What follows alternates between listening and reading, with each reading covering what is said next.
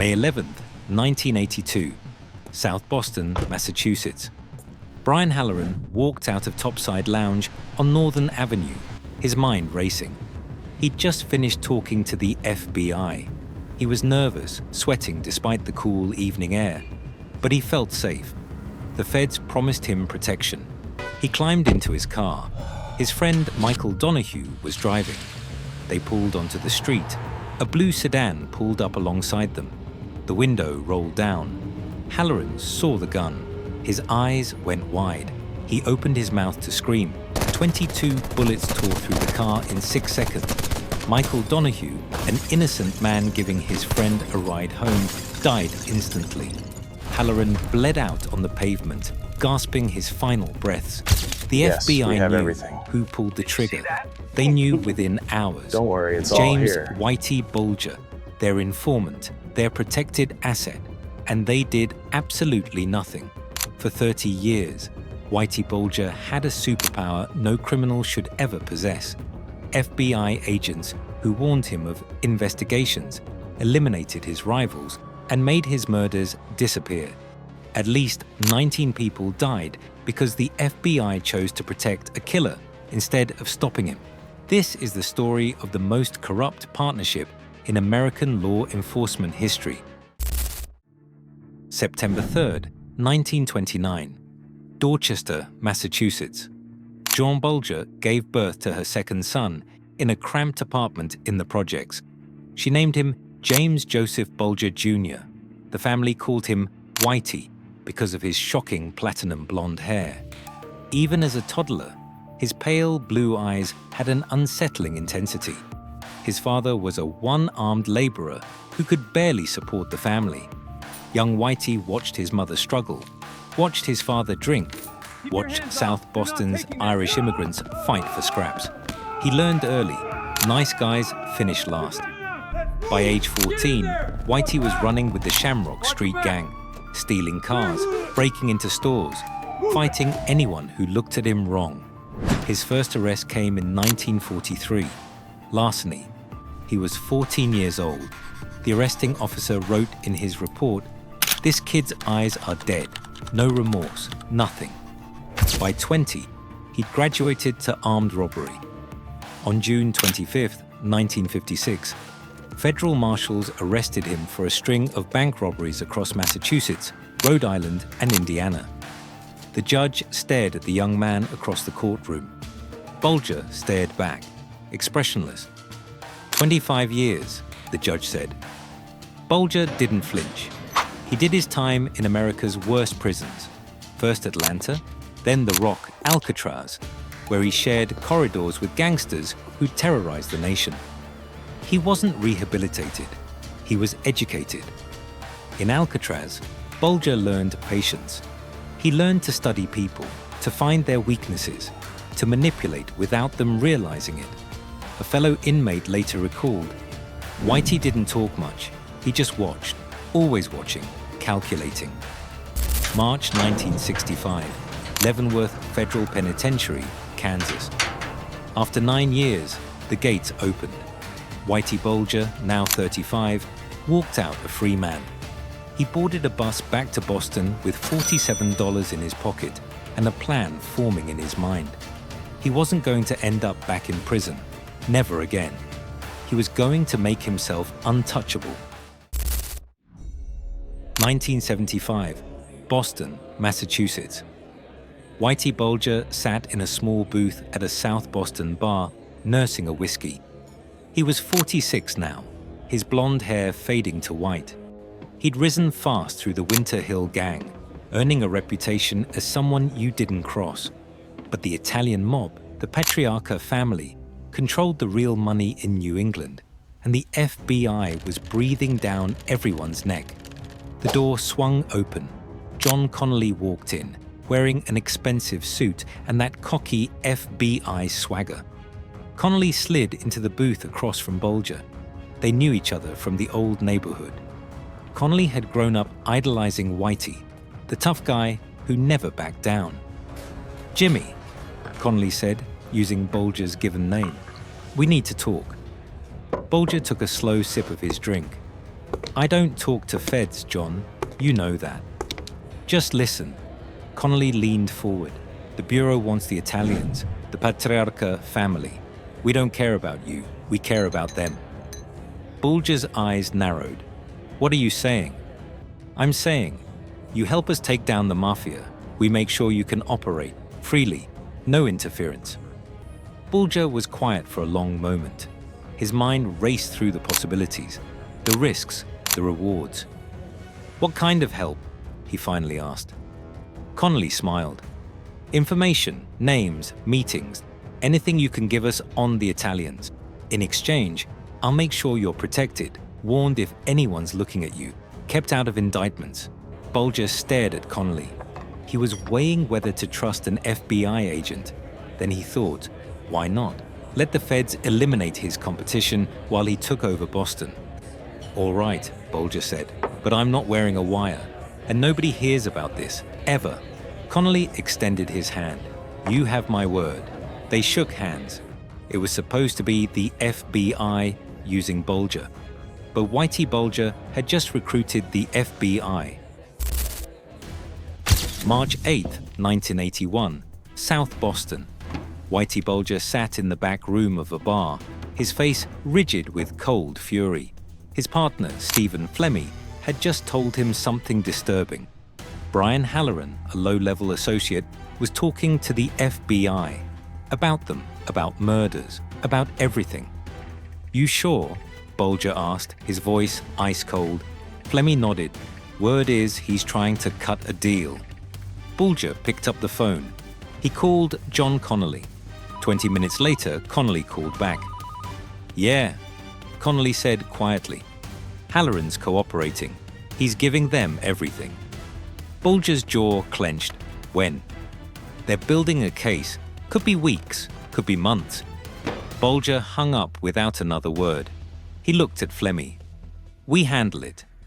May 11, 1982. Northern Avenue, South Boston, 5:47 p.m. Brian Halloran walked out of Topside Lounge, feeling paranoid but hopeful. The FBI said they'd protect him. He just had to stay low for a while. His friend Michael Donahue offered him a ride. Halloran climbed into the passenger seat of Donahue's blue Datsun. They pulled onto Northern Avenue. A sedan pulled alongside them. Brian Halloran turned his head. He saw Whitey Bulger holding a carbine rifle. Their eyes met for half a second. Halloran's face went white. He knew. 22 rounds shredded the car in seconds. Glass exploded. Metal tore. Blood sprayed. Michael Donahue died instantly, slumped over the steering wheel. Brian Halloran crawled out of the car, blood pouring from multiple wounds, gasping, trying to scream for help. Bulger fired one more round into his head. 6 seconds. 2 men dead. 1 completely innocent. Bulger drove away without looking back. May 12, 1982. FBE Boston Field Office. 8:23 a.m. John Connolly sat at his desk, staring at the report. Brian Halloran, deceased. Michael Donahue, deceased. Multiple gunshot wounds. Suspected mob hit.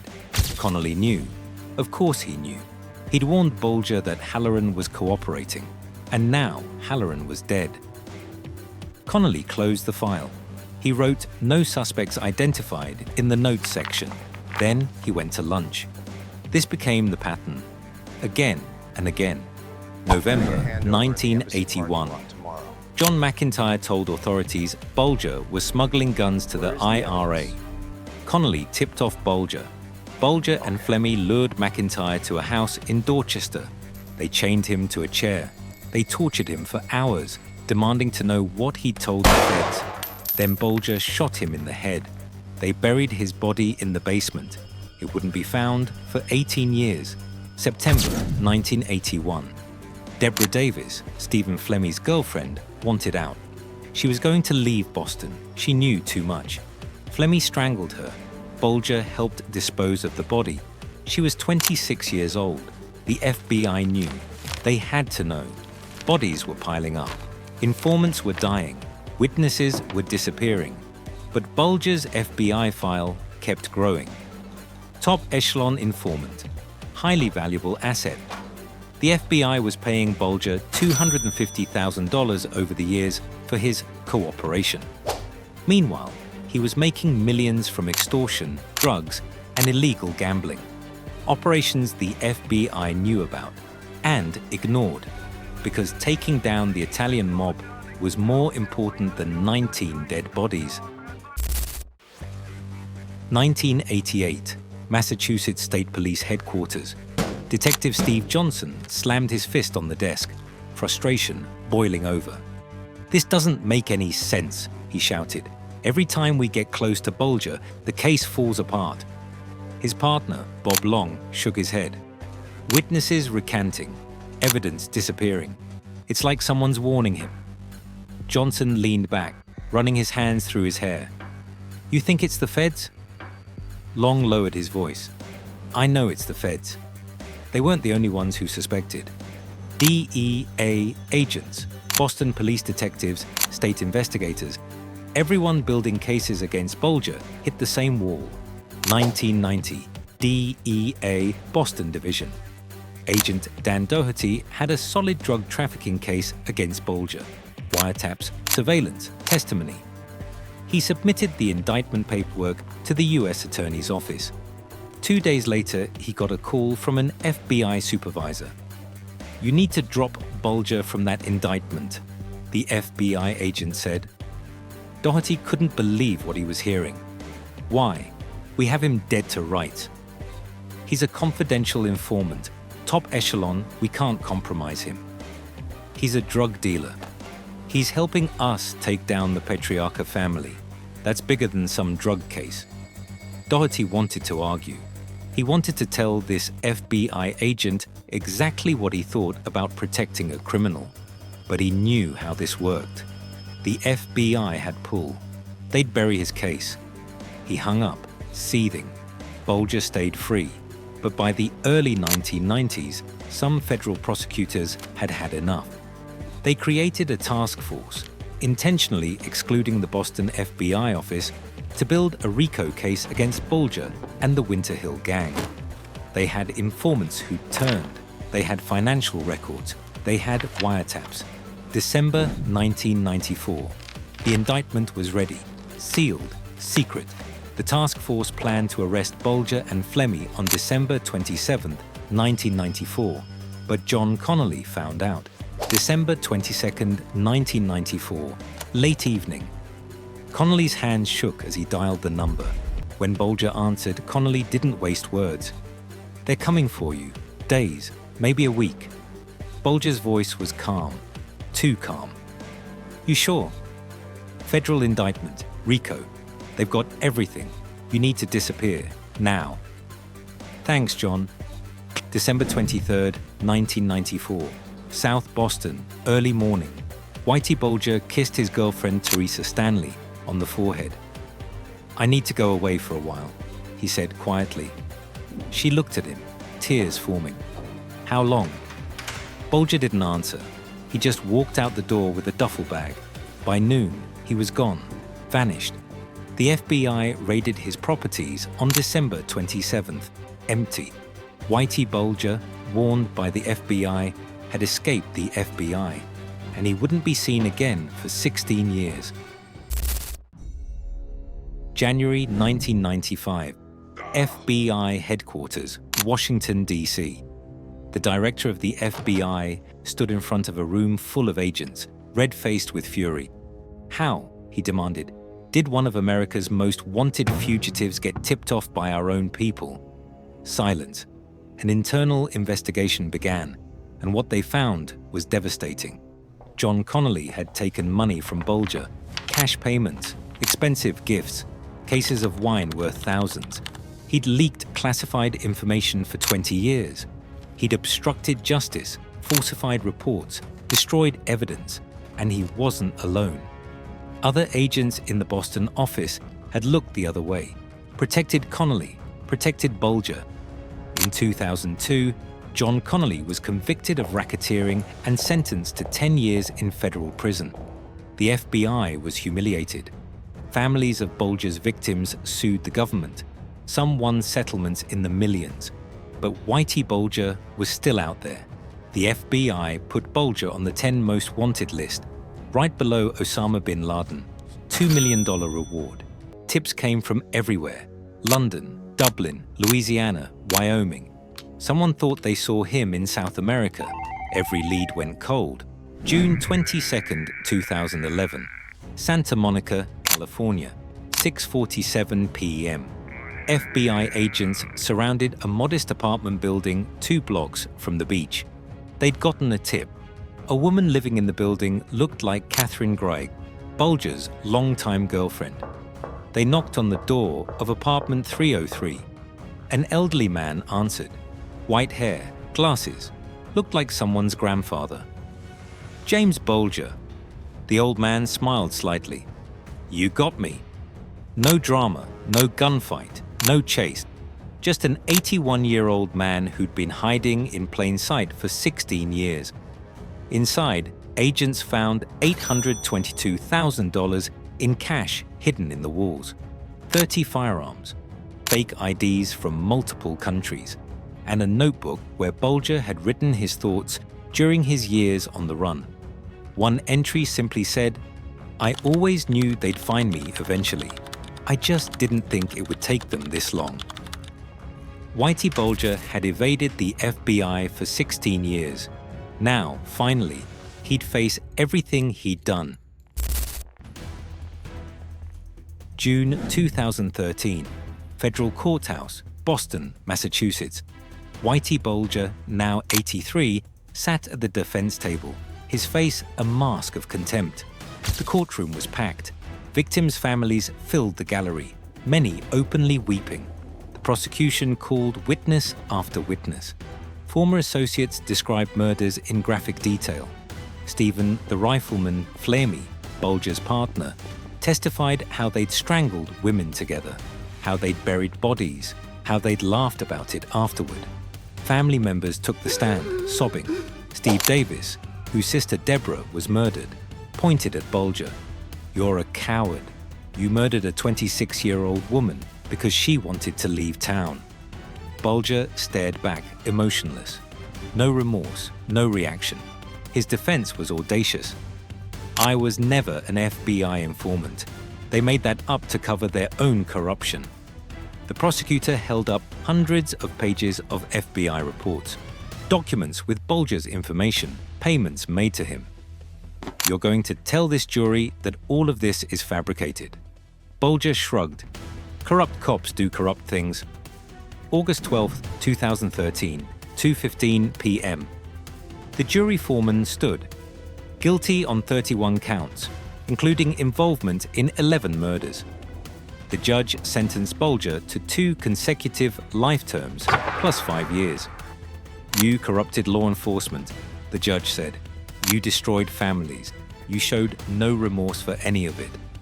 Bulger smirked. "You're all hypocrites." Guards led him out. At 83, he'd die in prison. Justice, finally. Or so everyone thought. October 29, 2018, USP Hazleton, West Virginia. Evening. At 89 years old, Whitey Bulger was transferred to his 3rd prison in months. USP Hazleton, high security, known for violence. His lawyer had begged the Bureau of Prisons not to send him there. "He's 89, the lawyer pleaded. "He's in a wheelchair. He has a target on his back." The transfer went through anyway.